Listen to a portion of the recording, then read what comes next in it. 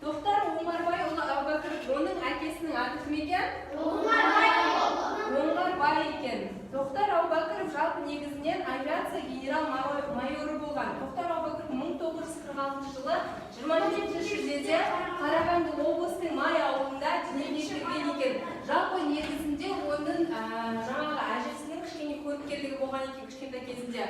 Ол бір күні түс көреді, жаңағы әжесі түсінде бір ақ көбелекті біреу ұстатып кеткен екен оның түсінде, яғни аян береді. Содан кейін осы Тоқтар Әубәкіровті ақ көбелек деп атап кеткен екен. Ақ көбелек деп мамасы әрқашан ақ көбелек деп оны атаған кезінде өзінің жаңағы мақсаты болашаққа мен ғарышкер боламын, мен ұшуды үйренемін деген сияқты мақсат қояды сол кезде. Сосын сондай мақсаты ақыры орындалып, ол кішкентай кезінен бастап жаңағыдай парашютпен секіріп, өзінің жаңа ержүрек батылдығымен қоса осындай ұшам деген мақсатта көп нәрсе үйренеді және ол осы оқиды. Сосын ол одан кейін ол 1990 жылы ғарышкерлер құрамына алынады және ол 1991 жылы жаңа Кәусар бізде айтып кетті, 2 сәуірде Кеңес одағының ғарышкерлер даярлау орталығында ғарышқа ұшу дайындығына кірісіп кетеді. Ол әбден дайындалып, сосын осы өзінің мақсатына жетеді. Қазақстандағы ең алғашқы ғарышкер атанады. Ол яғни сол 2 қазанда жаңа Аймин айтты бізге Союз ТММ-13 кемеспен Байқоңырдан ғарышқа ұшқан болатын. Және балалар, келесі мына жерде бір видео қазір сіздерге көрсетемін. Осы видеоға назар салайық. Бұл видео ғарышкерлер туралы.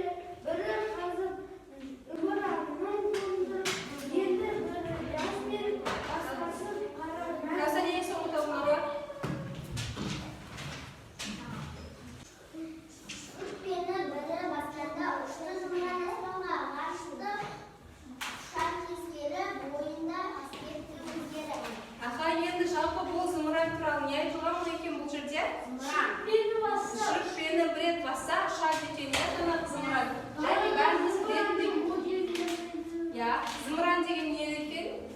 Ғарыш кемесі А-модельі деген оның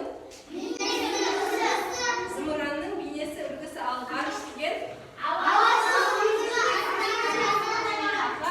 аспанда не жоқ?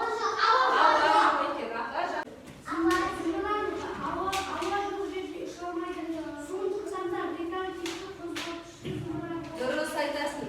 Зымыранды қалай ұшырады? Қалай ойлады? Реактивті қозғалыс. Мұны біз неден өттік?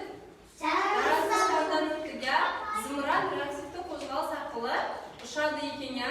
Және зымыран қалай ұшатынын білесіздер ма? Ол бірнеше бөліктен тұрады, я? Және аспанға ұшқан кезде не болады? Бөлінеді, да? Ол сосын аспанға бірақ бөлігі ғана ұшып барады екен, я? Ал аспаннан ұшып келген зымыранды ғарышкерлер не істейді? Тұтып алып, аяғын жерге тигізбей, оларға жаңағыдай алма беріп, жерін тоқтап, кім айтады? Аға оқы ғой. Қазақ не ғой? Ең бірінші батыл болу керек. Аға, осы жазбаны қайша оқы ғой? Алдыңа қарай.